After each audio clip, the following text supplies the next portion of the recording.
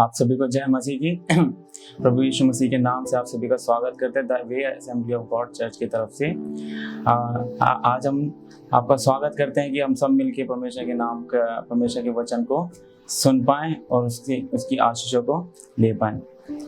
वचन में जाने से पहले आइए हम अपनी आंखों को बंद करेंगे और परमेश्वर की ओर ध्यान देंगे, प्रार्थना में जाएंगे।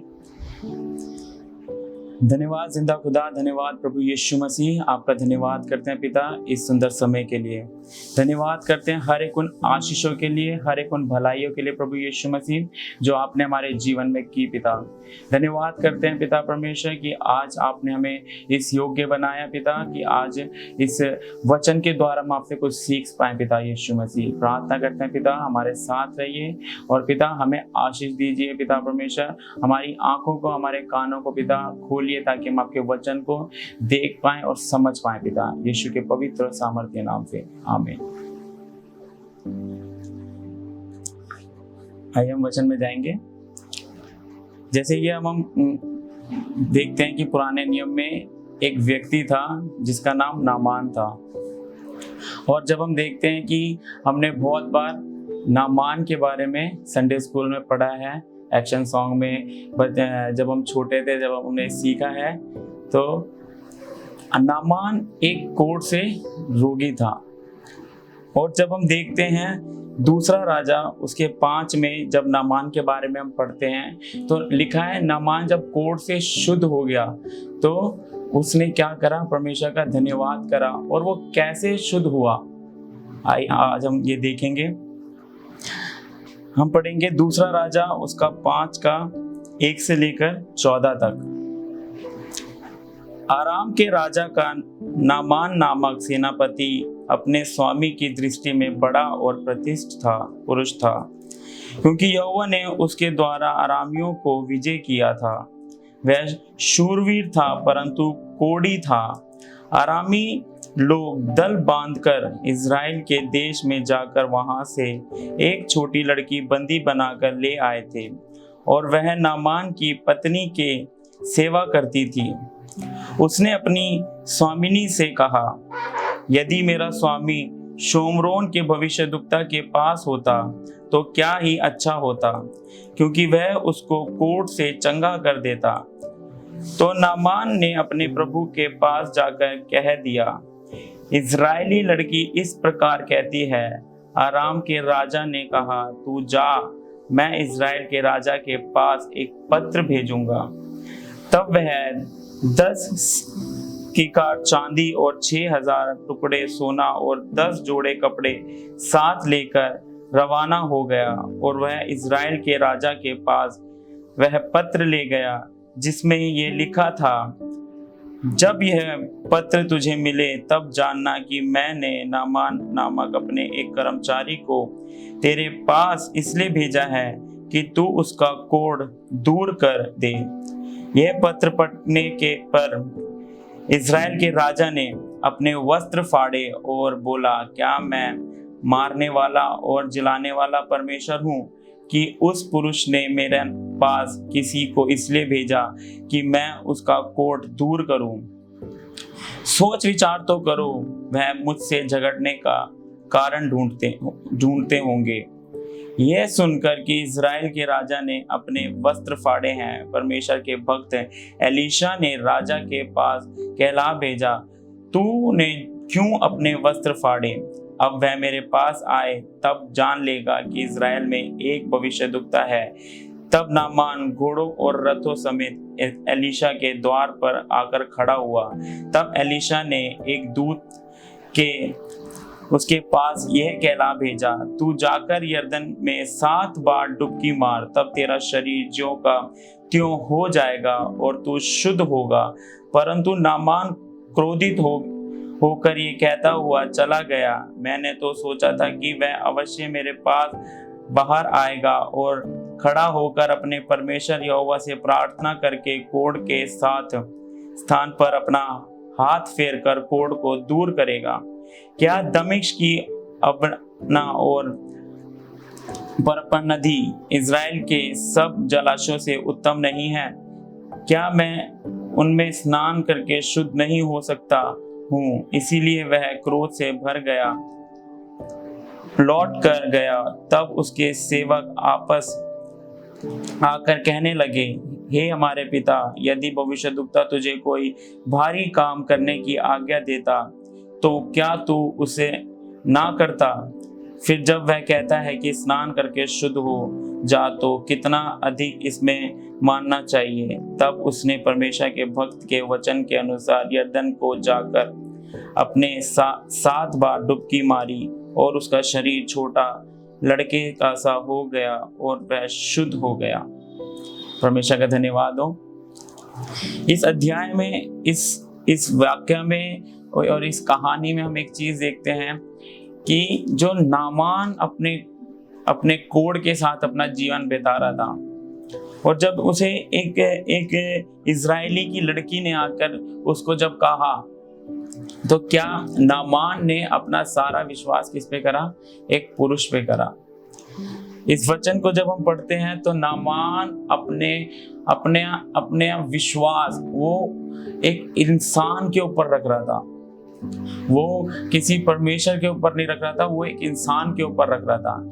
यही आज के दिन में, इन दिनों में हम करते हैं कि हम अपने जीवन में, हमारे जीवन में कोई भी समस्या से हम क्यों ना हो, या कोई समस्या हमारे जीवन में हमें परेशान कर रही हो, हम ये सोचते हैं कि कोई इंसान के पास जाके वो समस्या दूर हो जाएगी। लेकिन हम क्या करते हैं? परमेश्वर के पास नहीं जाते।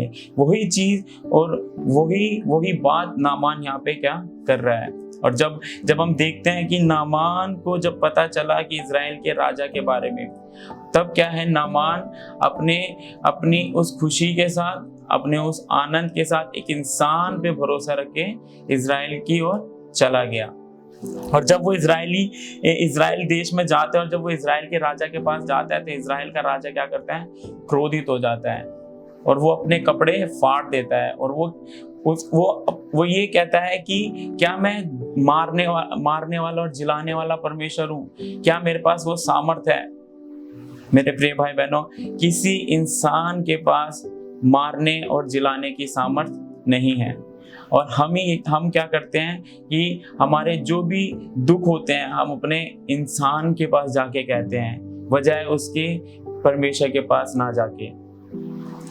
आज का उद्देश्य, आज का विषय यही है कि हमें अपना सारा भरोसा, हमें अपना सारा विश्वास किस पे रखना है? परमेश्वर के ऊपर रखना है। हमें हमारा भरोसा इंसान पे ना होके बल्कि परमेश्वर के ऊपर होना बहुत जरूरी है। और जब हम देखते हैं कि वहां पे एक परमेश्वर का दास था जिसका नाम एलीशा था, और जब एलीशा के पास नामान गया तो एलीशा ने नामान को एक जगह बताई। वो जगह थी यरदन नदी। और जब एलीशा ने नामान को बोला कि तू जा और इसमें जाके स्नान कर और 7 बार डुबकी लगा, तो तेरा कोढ़ क्या होगा? तेरे जीवन से, तेरे शरीर से चला जाएगा। और जब वो नामान ने सुना, तब नामान क्या हो गया? क्रोधित हो गया। और वचन इस प्रकार कहता है कि वो क्रोध से भर गया। और वो अपनी किस सोच से गया था? वो ये सोच रहा था कि परमेश्वर का दास आएगा और उसके ऊपर प्रार्थना करेगा और उसका कोढ़ क्या होगा? उसके शरीर से दूर हो जाएगा। लेकिन एलीशा जब आया, एलीशा ने उसको एक जगह बताई, एक स्थान बताया कि जहां पे वो जाके उसका कोढ़ उसके जीवन से, उसके शरीर से दूर हो जाएगा। मेरे प्रिय भाई बहनों, आज इन परिस्थितियों में हमारे जीवन में, हमारी आत्मिकता में भी कुछ तरीके के कोढ़ हैं जो कि कोई इंसान और जो कि कोई भी एक ऐसा व्यक्ति उसे दूर नहीं कर सकता। सिर्फ यीशु मसीह के द्वारा वो कोढ़ हमारे जीवन से जा सकता है, सिर्फ यीशु मसीह के द्वारा। और वचन कहता है कि एलीशा ने नामान को एक जगह बताई जो कि थी यरदन नदी। क्यों एलीशा ने नामान को यरदन नदी ही बताई? और जब हम देखते हैं वचन के अनुसार और जब हम यरदन नदी के बारे में पढ़ते हैं, तो यरदन नदी का मतलब है स्पिरिचुअली रीबर्थ। और जब हम उसके मतलब को देखते हैं कि आत्मिकता में एक नया जीवन, मेरे प्रिय भाई बहनों, आज हमारे जीवन में हो सकता है, हमारी आत्मा में, हमारे आत्मिक जीवन में काफी तरीके के कोड हो सकते हैं। हमारे झूठ बोलने का कोड हमारे जीवन में हो सकता है। हमारे जीवन में कई कई लालचों के कोड हमारे जीवन में हो सकते हैं। कुछ ऐसे कोड जो हम सोचते हैं कि किसी इंसान के पास जाके हमारे जीवन से वो चले जाएंगे। जब हम उसको अपनी परेशानी बताएंगे तो हो सकता है वो हमारे जीवन से चले जाएंगे। लेकिन क्या है, जब हम देखते हैं कि एलीशा एक परमेश्वर का अभिषिक्त किया हुआ दास था, एलीशा एक परमेश्वर की सामर्थ पाया हुआ दास था। वो चाहता तो वो उसके ऊपर प्रार्थना करके उसके कोड़ को दूर कर सकता था, लेकिन उसने उसके ऊपर प्रार्थना नहीं की। और जब उसने प्रार्थना नहीं करी तो उसने एक जगह बताई, और वो थी यरदन नदी। मेरे प्रिय भाई बहनों, आज वो यरदन नदी, वो जल हमारे लिए यीशु मसीह है। हमारे जीवन के काफी सारे जो पाप हैं, काफी सारी जो कोड़ है हमारे जीवन में जो हमें परेशान करते हैं, हमारे पीढ़ी के कोड जो हमारे जीवन में पाप बन के आगे चल रहे हैं, और हम सोचते हैं कि कोई इंसान को बताने से वो दूर हो जाएंगे। वो कोई इंसान उसको दूर नहीं कर सकता, क्योंकि वचन साफ कहता है कि परमेश्वर के पास, यीशु मसीह के पास सारे पापों को क्षमा करने का अधिकार है, सारे कोड़ों को दूर करने का अधिकार है। और जब हम वचन की गहराई में जाते हैं नए नियम में, तो यीशु मसीह अपने आप को एक जल के समान बताता है। वो कहता है कि जो मुझ में से पिएगा वो कभी प्यासा ना होगा। जो जो जो जो मेरे पास आएगा और मुझ में से पिएगा वो कभी प्यासा नहीं होगा। और दूसरी चीज, जब हम प्रकाशित वाक्य 22 में जब हम पढ़ते हैं, आइए हम पढ़ेंगे प्रकाशित वाक्य 22 का 1 में क्या लिखा है।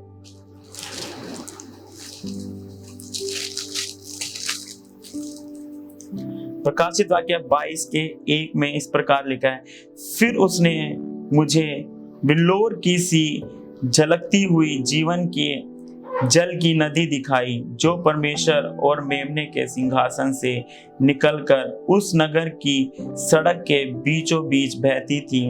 नदी के इस पार और उस पार जीवन का वृक्ष था, उसमें 12 प्रकार के फल लगते थे और वह हर महीने फलता था, और उस वृक्ष के पत्तों से जाति जाति के लोग चंगे होते थे।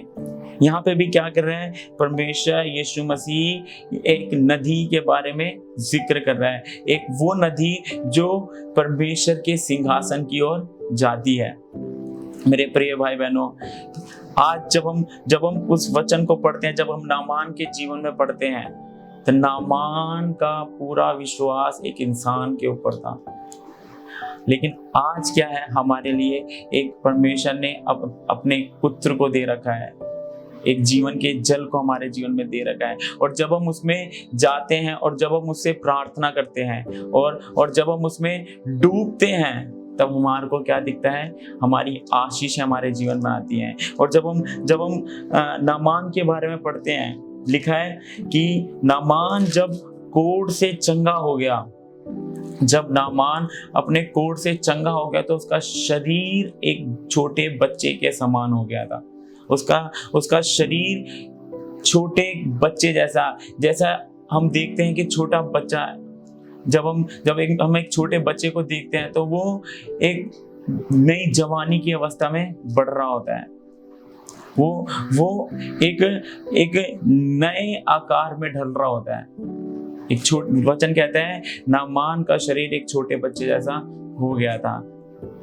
मेरे प्रिय भाई बहनों, आज हमारे पास एक नदी है, एक वो पानी है जिसमें हम जाके अपने आप के, हमारे जीवन के कोढ़ को हम अपने जीवन से दूर कर सकते हैं। और उस नदी का नाम, उस जल का नाम क्या है, यीशु मसीह है, जिसमें हम नहा के, जिसमें अपने सारे पापों को, जिसमें हमारे जीवन के हर एक उन कोड़ों को, कोड़ कैसे भी प्रकार के हो सकते हैं। हमारे ईर्ष्या का कोड़ हमारे जीवन में हमको परेशान कर सकता है, हमारी आत्मिकता को खराब कर सकता है, हमारे जीवन में हमारी लालच का कोड़ हमारे जीवन में हमारी आत्मिकता को खराब कर सकता है, व्यभिचार का कोड़ हमारे जीवन में हमारी आत्मिकता को खराब कर सकता है। काफी प्रकार के कोड़ हमारे जीवन में पाए जाते हैं। वो कोड़ किसी मनुष्य के पास जाके नहीं, परंतु यीशु मसीह के पास जाके उस कोड़ से हम मुक्त हो सकते हैं, उस कोड़ पे हम जय पा सकते हैं। आप सभी का मैं धन्यवाद करता हूं कि प्रभु यीशु मसीह के नाम से कि आपने समय निकाल के हमारे साथ इस वचन को सुना। परमेश्वर आप सभी लोगों को आशीष दे। यीशु, आइए हम प्रार्थना करेंगे। धन्यवाद स्वर्ग में विराजमान जिंदा खुदा प्रभु यीशु मसीह, धन्यवाद करते हैं पिता आज के सुंदर वचन के लिए पिता यीशु मसीह। हाँ पिता यीशु राजा, हमारे जीवन में कई प्रकार के पिता कोड़ हम अपने जीवन में देखते हैं पिता यीशु मसीह। आत्मिकता में हमारे कोड़ पाए जाते हैं पिता यीशु राजा, जो कि किसी इंसान के पास उसका हल नहीं है पिता यीशु मसीह, सिर्फ आपके अलावा पिता यीशु राजा। तो होने दीजिए पिता यीशु मसीह, जब हम आपके चरणों में आते हैं पिता, हमारे को उस कोड़ से मुक्त कीजिए पिता यीशु मसीह, ताकि पिता परमेश्वर सब देखे पिता परमेश्वर कि तेरी आशीष हमारे जीवन में एक नदी के समान बहती जाए पिता यीशु राजा। प्रार्थना करते हैं पिता, जिन बहन भाइयों ने पिता इस वचन को सुना पिता, उन सभी के ऊपर अपना आशीष भरा हाथ रखे पिता परमेश्वर। बुद्धि दीजिए, ज्ञान दीजिए पिता, ताकि इंसान के ऊपर भरोसा ना रख के पिता तुझ पे भरोसा रख के अपने पूरे जीवन को जीने में उनकी तू सहायता कर पिता यीशु मसीह। सारा आदर सारी महिमा स्वर्ग में विराजमान यीशु मसीह आपको देते प्रार्थना करते हैं यीशु के पवित्र जिंदा नाम से, आमीन आमीन।